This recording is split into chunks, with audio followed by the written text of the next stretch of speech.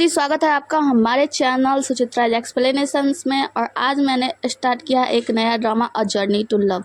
तो ये एक मेरे प्यारे से सब्सक्राइबर का कमेंट था कि ये जर्नी टू लव को आपको एक्सप्लेन करना चाहिए, और वैसे इसका एक्सप्लेनेशन कहीं है भी नहीं, मतलब किसी और यूट्यूब चैनल पे नहीं है।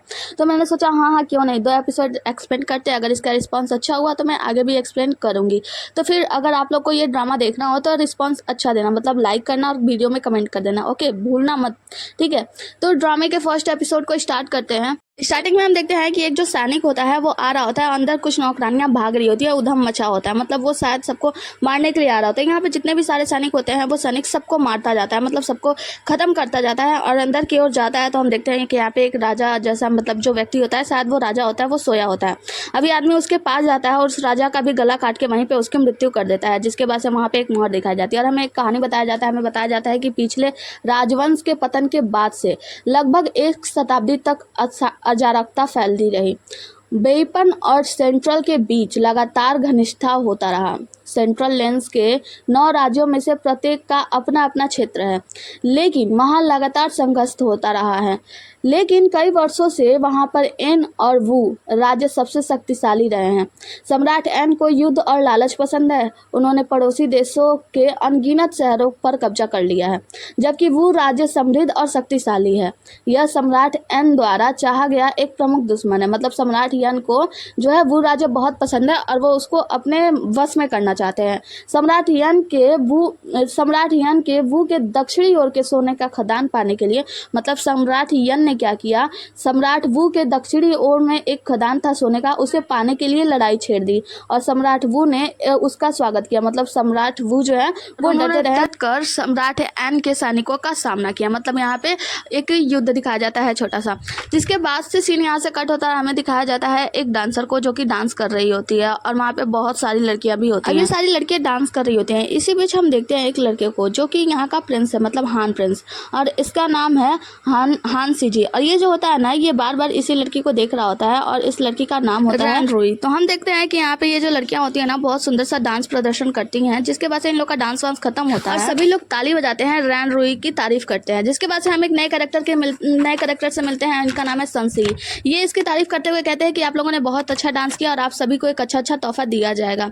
यहाँ पे हम देखते हैं कि सारी लड़कियां लाइन से खड़ी होती हैं। रैन रुई जो होती है ना, वो प्रिंस की तरफ देख रही होती है। प्रिंस भी रैन रुई की तरफ देख रहे होते हैं और वो इशारे से कहते हैं कि ये सब खत्म होने के बाद चलो हम लोग बाहर मिलते हैं। जिसके बाद से हम देखते हैं कि यहाँ पे एक आदमी और उसी लड़की की तरफ ध्यान से देख रहा होता है कि वो कैसे इशारे कर रही होती है। सीन यहाँ से कट होता है। आगे की सीन में हम देखते हैं कि सभी लड़कियां अपने अपने मतलब एक कमरे में होती हैं और अपना अपना सामान जो होता है निकाल रही होती हैं। यहीं पे हम एक नए लड़की से मिलते हैं, इसका नाम है एसक्यूजी। एसक्यूजी जो होती है ना, वो रैन रुई से कहती है कि तुम्हें बाहर जाना चाहिए। जिसके वजह से हम रैन रुई को देखते हैं, वो उठती है और वहां से बाहर जाने लगती है। जब ये बाहर जाने लगती है तो अंदर जो आदमी इसे ताड़ रहा था वही इसके पास आता है, इसे पकड़ के एक पत्थर से लगा देता है। कहता है कि तुम ज्यादा शोर मत मचाओ। उसके मुंह पे हाथ रख देता है, कहता है बस मेरा काम होने जाने दो, मैं तुम्हें अच्छा सा पैसा दूंगा, और उसे छेड़खानी करने लगता है, मतलब रेप करने की कोशिश करता है। यहीं पे आती है क्यूजी और उसे मार के बेहोश कर देती है, मतलब उसके गले पे मारती है और बेहोश कर देती है। यहाँ पे हम देखते हैं रैन रुई बहुत ही ज्यादा डर जाती है। क्यूजी जाती है उसके पास और कहती है कि बहन लिगलोंग, मैंने तुमसे कितनी बार कहा ना, तुम सब काम सावधानी से किया करो, तुम्हें पता है ना हम राजा एन के स्पाई हैं और तुम्हें बस हान प्रिंस जो है ना, उन्हें ही सिर्फ सेड्यूस करना है, उनको अपने करीब लाना है और उनसे जो भी चीज़ होगा वो उगलवाना है। तो वो कहती है रैन रुई कि देखो बहन, मैं कभी भी स्पाई नहीं बनना चाहती थी।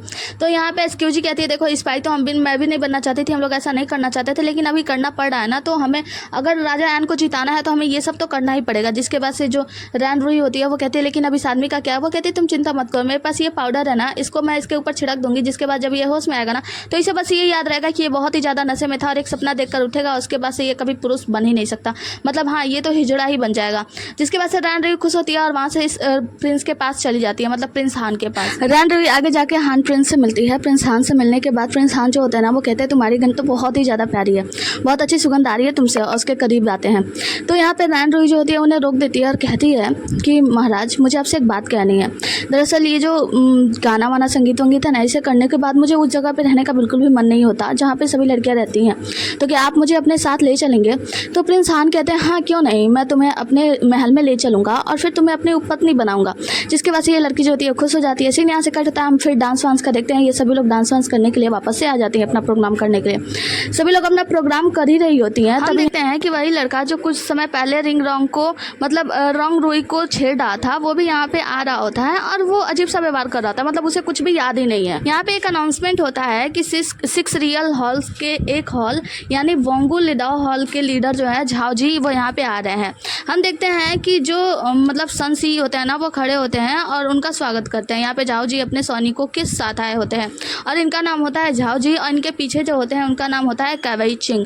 कैवेई चिंग, हम इन्हें चिंग ही बोलेंगे, और झाओ जी। तो ये दोनों लोग यहाँ पे आते हैं, तो जो सन सी होते हैं इनका स्वागत करते हैं, कहते हैं कि आप इस बैंक्वेट में आए, मतलब यहाँ पे बर्थडे पार्टी चल रही होती है, तो वो कहते हैं कि आप हमारे बर्थडे पार्टी में, आपका बहुत बहुत स्वागत है। वो कहते हैं कि बहुत बहुत शुक्रिया और जाके अपनी जगह पे मतलब बैठ जाते हैं। जिसके बाद से जो सन सी होते हैं वो कहते हैं कि ठीक है, डांस को दोबारा से स्टार्ट किया जाए, गाने बजाओ। और सभी लोग गाना वाना बजाते हैं, डांस को स्टार्ट कर दिया जाता है। ये डांस वांस हो रही होती है, गाना वाना बज रहा होता है, और जो झाओ जी होते हैं ना, वो बड़े आराम से पहले तो देख रहे होते हैं। जिसके बाद से वो जो कप वप लिए होते हैं वहीं पे पटक देते हैं और कहते हैं कि बंद करो ये सब तमाशा। तुम्हें पता नहीं है क्या कि यहाँ पे राजा एन के द्वारा भेजे गए कुछ स्पाई हैं। यहाँ पे हम लड़कियों को देखते हैं, ये सारी लड़कियां जो डांस वांस करी होती है वो डर के मारे घुटनों के बल बैठ जाती है। सन जो होता है वो कहता है कि माफ कीजिएगा महाराज, ऐसा लगता है कि शायद मुझसे गलती हो गई और गलती के कारण यहाँ पे कुछ स्पाई आ गए हैं। तो यहाँ पे झाओ जी कहते हैं कि हाँ, तुम्हारी गलती तो है, लेकिन तुमने इतने सारे तोहफे रखे हैं। वो कहते हैं कि आपके पास यहाँ पे जितने तोहफे रखे हैं ना बर्थडे में आए, वो सब आप ले जाइए, जांच करवा लीजिए। यहाँ पे जो झाओ जी होते हैं ना, वो तोहफों को देखते हैं और फिर कहते हैं कि वैसे यहाँ पे कुछ स्पाई हैं जिनका शायद इन तोहफे से कोई लेना देना नहीं। वो कहते हैं कि महाराज आप जैसा चाहेंगे वैसा ही होगा। हम देखते हैं कि झाओ जी के बोले के आगे ना यहाँ पे कोई बोल नहीं पा रहा होता है। यहाँ पे जो प्रिंस हान होते हैं, उनके पास वाले बैठे जो व्यक्ति होते हैं, वो कहते हैं कि ये झाओ जी मतलब ये कैसे व्यक्ति है, यहाँ पे आए हैं और सारे तोहफे को कलेक्ट कर रहे हैं, ऐसा नहीं लग रहा कि ये इन पे धौस जमा रहा है। तो प्रिंस हान कहते हैं कि अगर आपको जिंदा रहना है ना तो शांत रहो। जिसके बाद से हम देखते हैं कि जो झाओ जी होते हैं ना, वो सभी लड़कियों की तरफ इशारा करते हैं, कहते हैं कि ये सभी स्पाई हैं। और मतलब यहाँ पे जो सन सी होते हैं वो भी बताते हैं कि महाराज ये सभी स्पाई हैं, आप जैसा चाहेंगे वैसा ही होगा। जिसके बाद से झाओ जी अपने आदमी चिंग को इशारा करते हैं और चिंग जो होता है वहाँ पे जितनी लड़कियां होती हैं उन सभी को पकड़ के बाहर ले जाना लगता है सैनिकों के साथ। यहाँ पे जो रान रुई होती है ना, वो चिल्लाती है कि मुझे माफ कीजिए महाराज, मुझे बचाइए, और राजकुमार मतलब हान प्रिंस के तरफ देख रही होती है, लेकिन प्रिंस हान कुछ भी नहीं कहते। यहाँ पे सारी लड़कियों को लेकर ये लोग मतलब चिंग जो होते हैं, ये सारी लड़कियों को लेकर एक मतलब हॉल के साइड में आते हैं, मतलब आंगन में आते हैं, जहाँ पे एक नदी जैसा होता है, मतलब तालाब। यहाँ पे हम इस आदमी से मिलते हैं। इस आदमी का नाम होता है जुजुन, जो कि बहुत ही ज्यादा हैंडसम होता है। इसे देखकर एक लड़की उसके पास जाती है और कहती है कि भाई मुझे छोड़ दो, मेरी कोई गलती नहीं है। वो पहले तो उसे प्यार से देखता है और कहता है कि सुंदर स्त्री, मुझे पता है कि तुम्हारी कोई गलती नहीं है, और उसे जान से मार देता है वही तालाब के किनारे, और कहता है कि सभी लोग तालाब की तरफ मुंह करके खड़े हो जाओ, मतलब बैठ जाओ घुटनों के बल। सभी लड़कियां जो होती हैं वो घुटनों के बल बैठ जाती हैं तालाब के किनारे मुंह करके। जिसके बाद ये आदमी जो होता है, जिसका कत्ल किया होता है, उसे उठाकर पानी में फेंक देता है और एक एक करके सभी लड़कियों को जान से मारने लगता है। यहाँ पे बारी आती है, मतलब सिर्फ 4 लड़कियां बची होती है, जिसके में से क्यूजी और रान रुई भी 2 होती हैं। जब रान रुई मतलब क्यूजी को मारने जाता है तो क्यूजी कहती है कि भाई चुप, शांत हो जाओ, मैं तुम्हें कुछ बताना चाहती हूँ, मेरे पास अभी भी एक गोली है, मैं तुम्हें दे देती हूँ और मुझे छोड़ दो। जिसके बाद से आदमी उसकी बातों में आ जाता है, तो क्यूजी जो होती है ना, वो एक हेयरपिन निकालती है, उसके ऊपर हमला कर देती है और उसे मारने लगती है। यहाँ पे हम देखते हैं कि जुजुन जब देखता है ऐसा करते हुए, तो कहता है तुम लोग इसे कोई नहीं मारेगा, ये तो बहुत ही ज्यादा आकर्षक है, और उस पर मोहित हो जाता है। यहाँ पे जब वो क्यूजी जो होती है उन लोगों से लड़ाई कर रही होती है, और हम देखते हैं कि जब क्यूजी हारने ही वाली होती है, मतलब क्यूजी को वो मारने ही जा रहा होता है, तभी पीछे से रैन रुई आती है और रैन रुई इसके ऊपर हमला कर देती है। मतलब सबसे पहले तो जुजुन का ही गला घोट के मार देती है। जिसकी वजह से क्यूजी ये देखकर हैरान होती है कि रैन रुई, जो कि एकदम डरी लिंगलोंग मतलब एकदम डरी रह रही थी, वो ऐसे इतने आसान तरीके से सबसे फाइट कर रही है, मतलब इतना गजब तरीके से फाइट करती है, और यहाँ पे जितने भी सैनिक होते हैं ना, उन सभी को मार गिराती है। सभी को मारने के बाद वो तलवार लेकर उन दोनों लड़कियों के पास जाती है, तो क्यूजी उसके सामने जाती है और कहती है कि प्लीज इन लोगों को मत मारो, इन लोगों की कोई गलती नहीं है। तो रैन रुई कहती है कि जब तुम्हें स्पाई बनाकर भेजा गया तो तुम्हें ये सिखाया गया होगा ना कि हम किसी से अपनी सच्चाई नहीं मतलब छिपाना चाहिए, हमें सबसे अगर किसी को सच्चाई पता लग जाए तो उसे जान से मार देना चाहिए। तो यहाँ पे क्यूजी कहती है कि हाँ मुझे पता है, लेकिन ये लोग हमारे साथ के हैं। लेकिन हम देखते हैं कि रैन रुई जो होती है ना, वहाँ पे अपना तलवार चला देती है और सीन यहाँ से कट होता है। आगे की सीन में हम देखते हैं कि रैन रुई और क्यूजी जो होती है वहाँ से जा रही होती है। क्यूजी पूछती है रैन रुई से कि आखिर तुम कौन हो, क्योंकि तुम्हारा जो स्किल है ना वो बहुत ही ज़्यादा बेहतर है, तो तुम एक छोटी सी मामूली सी स्पाई तो हो ही नहीं सकती। और तुम्हें पता है ना, हम लोगों को जो जहर दिया गया है वो 6 महीने के बाद अगर हम इसकी मारक औषधि ना लें तो हमारी मृत्यु हो जाएगी। तो यहाँ पे रैन रुई बताती है कि ऐसी कोई बात नहीं है, जो जहर हम लोगों को दिया गया है वो मायने नहीं रखता है। तुम्हें पता है 3 बार उल्टी करने पर अगर वगैरह करने पर वो जहर का असर पूरी तरीके से खत्म हो जाता है। जिसकी वजह से हमें पता चलता है कि क्यूजी को और रैन रुई को धमका कर यहाँ पे मतलब स्पाई बनाकर भेजा गया था। मतलब क्यूजी के पूरे परिवार वालों को बंधक बना लिया गया, जिसमें उसका छोटा भाई है जो कि हमेशा बीमार रहता है, उसकी माँ जो कि बीमार रहती है, उनका इलाज के लिए जो क्यूजी है यहाँ पे स्पाई बन के आई हुई है, जिसके बाद से वो कहती है कि मुझे जाना होगा। क्यों मेरा इंतजार कर रहा होगा? वो कहती है क्यों, तुमने पहले भी एक व्यक्ति पे भरोसा किया था, क्यों जी तुम्हें पता है ना उसने तुम्हें धोखा दे दिया, और इस बार फिर एक लड़का। तो वो कहती है कि हाँ मुझे पता है, लेकिन क्यों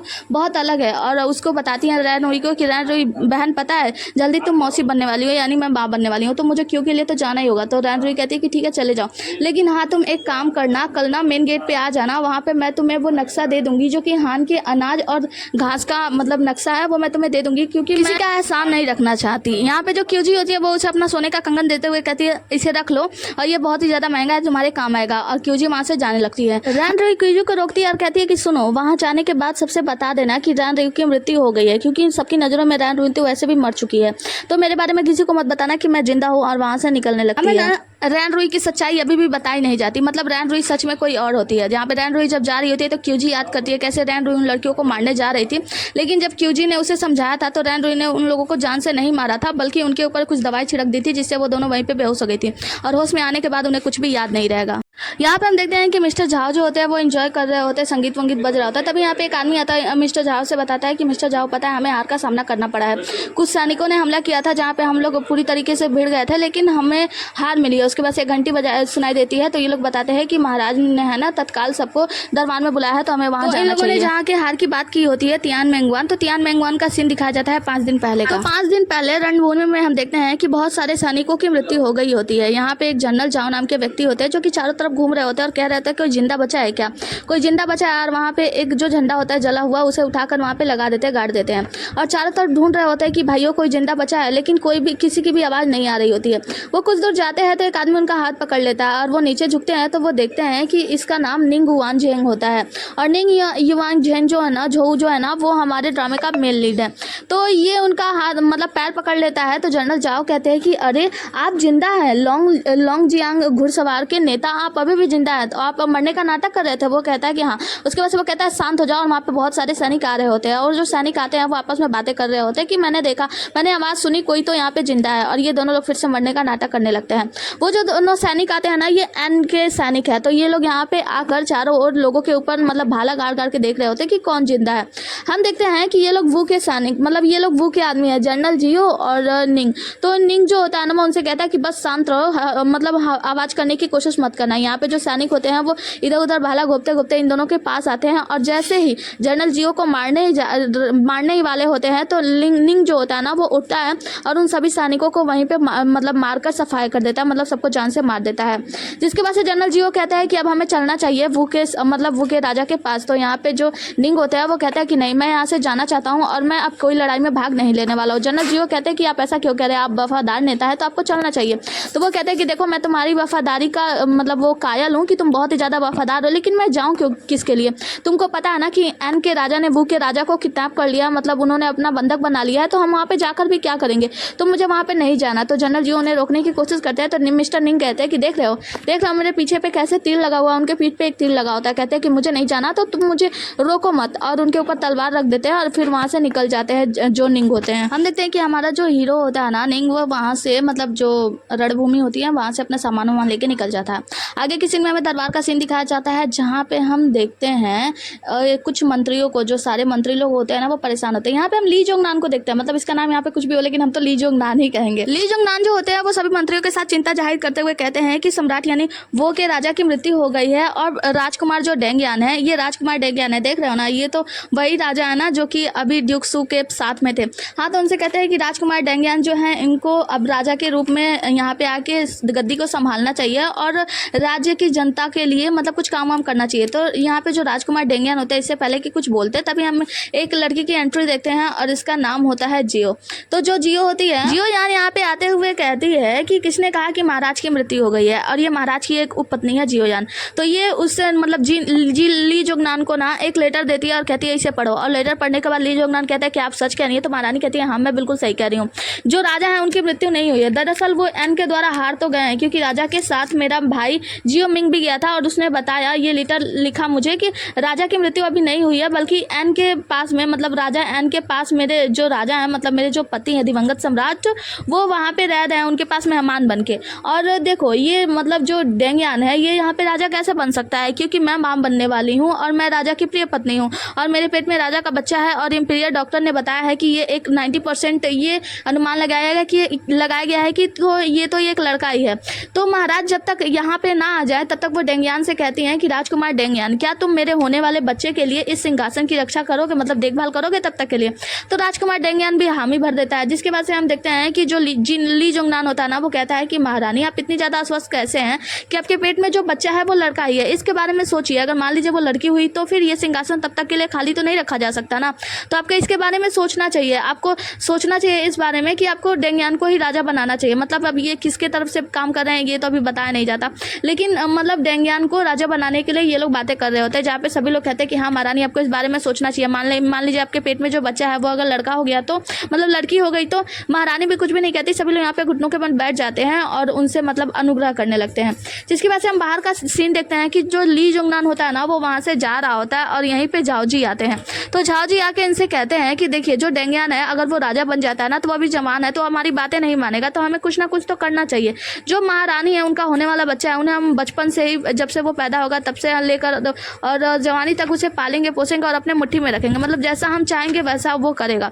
ली जोंगनान कहता है कि रुको इसके बारे में अभी सोचना चाहिए। ली जोंगनान कहता है कि मैंने सुना है कि जनरल जियो जो है वो जीवित है, लेकिन उनके पास से अभी तक कोई खबर क्यों नहीं है, मतलब हमारे राजा के बारे में कि वो जीवित है या नहीं।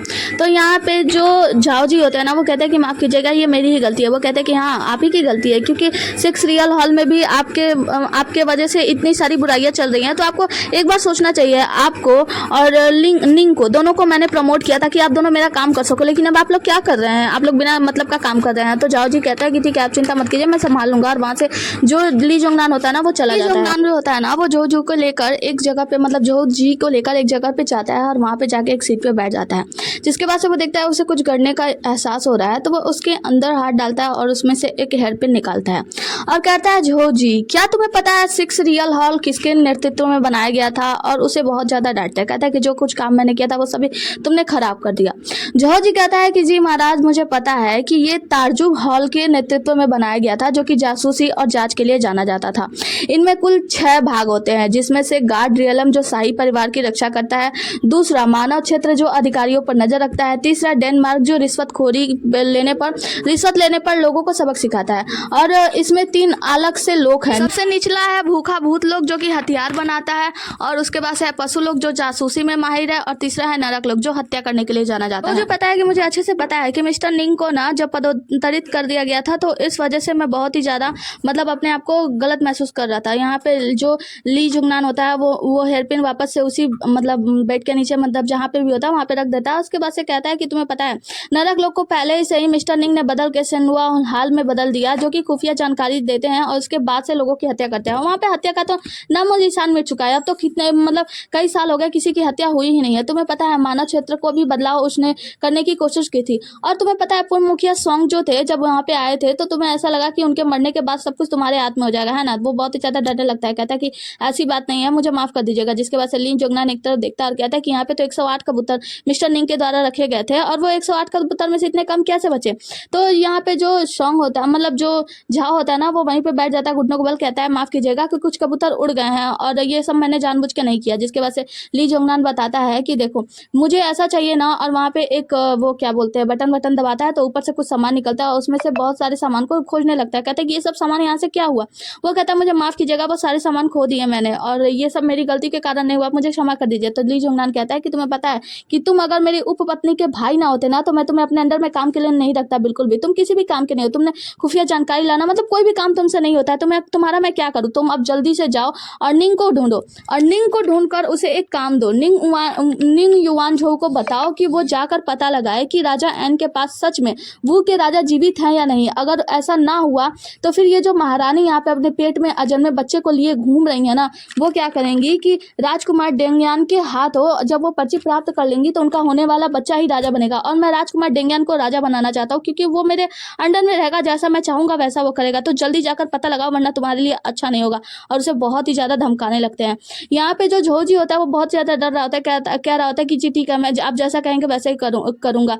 वो कहता है कि जल्दी जाके करो, वरना मैं तुम्हारी बहन को यानी अपनी पत्नी को भी जान से मारने में पीछे नहीं हटूंगा। तुम्हारा तो खैर नहीं, तुम्हें तो पता भी नहीं चलेगा कि तुम्हारा क्या हुआ, तुम्हारी लाश भी नहीं मिलेगी किसी को। बहुत ही ज्यादा डरा रहा होता है। ली जोंगनान झोजू को धमकाने के बाद वहां से निकल जाता है, जिसके बाद से झोजी का आदमी चिंग आता है और कहता है कि महाराज अब हमें क्या करना चाहिए। झोजी कहता है कि जाकर निंग के बारे में पता लगा। वो कहता है कि मुझे तो पता चला है कि निंग पहले ही मर चुका है। वो कहता है कि अगर वो नहीं मरा हो तो वो वापस राज्य में आ जाएगा, तो तुम एक काम करो, जाके पहले निंग के बारे में पता लगाओ। और हाँ, वो मर गया है तो क्या हुआ, जुजन तो जिंदा है ना, जुजन जिंदा है, उसके बारे में जाके पता लगाओ और हाँ उसे यहाँ पर लेकर आओ मेरे पास। तो वो कहता है कि जुजन और उस 4 सैनिकों की लाश मुझे पहले ही मिल गई है। वो जो नाचने वाली औरतें थी उनमें से कुछ औरतें उन्हें मारकर चली गई हैं और वो कुछ वार्मिंग हॉल के लोग थे, मतलब वार्मिलिंग के लोग थे। तो वो कहता है कि वार्मिलिंग लोग, ये तो सबसे निचली स्तर वाले लोग होते हैं, मतलब ये इतने ज़्यादा शक्तिशाली कैसे हो सकते हैं।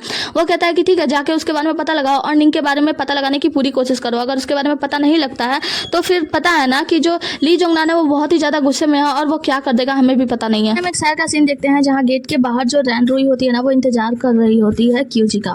वो वहाँ पे कह रही होती है कि क्यूजी अभी तक क्यों नहीं है। ऐसा तो नहीं कि क्यूजी जो है वो मिस्टर यू के साथ है, मतलब जिन के बच्चे की वो माँ बनने वाली है। और वो कहती है कि मुझे ऐसा लगता है कि वहीं पे जाना चाहिए, आखिर यहाँ पे ज़्यादा देर तक खड़ी रहूंगी तो शायद कुछ प्रॉब्लम हो सकती है। और वो वहाँ से निकलने लगती है और जो स्थान क्यूजी ने बताया होता है कि उस स्थान पे वो मिस्टर यू के साथ रहती है, वहाँ पे वो पहुँच जाती है।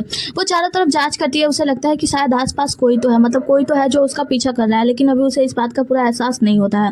वो उस जगह पे जाती है जहाँ पे क्यूजी ने बताया था कि वो मिस्टर यू के साथ वहीं पे रहती है। वो उस जगह पे जाके चारों ओर मतलब हर एक कमरे की जांच कर रही होती है। जब वो कमरे का दरवाजा खोलती है तो उसे वहाँ पे एक लाश दिखाई पड़ती है, जिससे खून की कुछ बूंदे इसके हाथ पे टपकती हैं और इसे पता चल जाता है कि क्यूजी की मृत्यु हो गई है, मतलब क्यूजी को यहाँ पे मार दिया गया है। तभी यहाँ पे भगदड़ मच जाती है और कुछ सैनिक यहाँ पे आने लगते हैं, जो कि झाओ जी के सैनिक होते हैं और साथ में चिंग होता है और उनके साथ ढेर सारे सैनिक होते हैं। ये सभी लोग ना यहाँ पे रॉन्ग रुई को ही ढूंढ रहे होते हैं चारों तरफ से। जो रॉन्ग रुई होती है ना, वो जाकर एक जगह पे छिप जाती है और ये सारे सैनिक एक जगह इकट्ठे हो जाते हैं, जहाँ पे जो झाओजी होते हैं ना, वो उन लोगों से कह रहे होते हैं कि जल्दी से पता लगाओ, यहाँ पे कोई तो आया था। तो ये जो मिस्टर चेंग होते हैं वो कहते हैं कि महाराज कोई नहीं था, बस बिल्लियां लड़ रही थी। यहाँ पे हम देखते हैं एक व्यक्ति को जो कि मास्क लगाया होता है, ये शायद कोई लड़की होती है, लेकिन हाँ ये मिस्टर यू है जो कि बातें कर रहे होते हैं और बताते हैं कि तुम लोगों के वजह से हमारे 47 सैनिक मारे गए। जहाँ पे ये हमें पता चलता है कि मिस्टर यू है ना, वो भी इन लोगों से ही मिले हुए हैं और इन्होंने जिन 47 सैनिकों को यहाँ पे भेजा था, वो क्या बोलते हैं स्पाई बनाकर, उन सभी सैनिकों को इन्होंने खुद ही बहुत सारे सैनिकों को मार दिया, जिसमें से ना क्यू सुई की मतलब क्यूजी की जान भी इन्होंने ही ली है। और ये इन लोगों को कुछ बॉक्स देते हुए चले जाते हैं यहाँ पे। जिसके बाद से जो झाओजी होता है वो कहता है चिंग से कि देखो इनकी 47 सैनिकों की मौत हो गई। तो चिंग जो होता है वो कहता है कि क्या ये जो मिस्टर यू है ये बहुत ही ज्यादा निर्दय नहीं है, अपने ही 47 सैनिकों को इन्होंने मार दिया, उन लड़कियों को जो कि इनका ही साथ दे रही थी और यहाँ पे जासूस बनकर आई थी।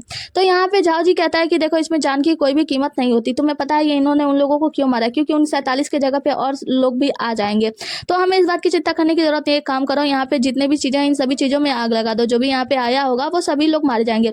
जिसके वजह से ये सभी लोग चारों तरफ आग वाग लगाने लगते हैं और वहां से आग वाग लगा के जाने लगते हैं। हम देखते हैं कि जो हमारी हीरोइन होती है यानी रान रुई होती है, वो वहाँ पे का पानी का एक टब होता है, उसी पानी के टब में छिप जाती है। यहाँ पे एक सैनिक पास से गुजर रहा था तो उसे कुछ एहसास होता है शायद, तो वो तलवार निकाल के उस पानी के टब में घोंप देता है। जैसे ही उसमें से खून निकलने लगता है तो हम देखते हैं कि रान रुई जो होती है वो बाहर आती है और उस सैनिक को मारने लगती है, मतलब घोप के मारने लगती है। जब उसे जान से मार देती है तो उसे अपने घाव देखकर एहसास होता है कि शायद से इस तलवार में ना कुछ जहर वहर लगा है। लेकिन यहाँ पे जो झाओजी होते हैं उन्हें इसके बारे में कुछ भी पता नहीं होता और वो चिंग के साथ अपने सैनिकों के साथ वहां से निकल जाते हैं आग वाग लगा के। ये कहते हैं कि अब हमें यहाँ से चलना चाहिए। जब सभी लोग चले जाते हैं तब रान रुई को देखते हैं वहीं पे बैठी होती है और बहुत ही ज्यादा हताश होती है।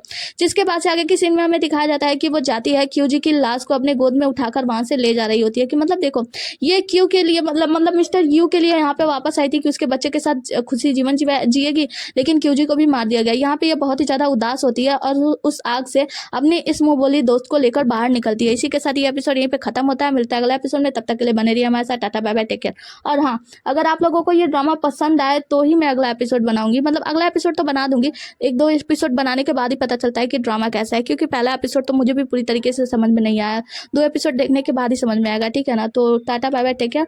और कुछ गलतियां भी की हैं मैंने तो उसके लिए माफ़ कर देना, लेकिन हाँ मैंने पूरी कोशिश की है कि जितना हो सके मैं सही कर सकूँ। ओके, कुछ कमी लगे तो बता देना, कमेंट कर देना जरूर और लाइक कर देना अगर आप लोगों को ड्रामा देखना है तो। Okay bye.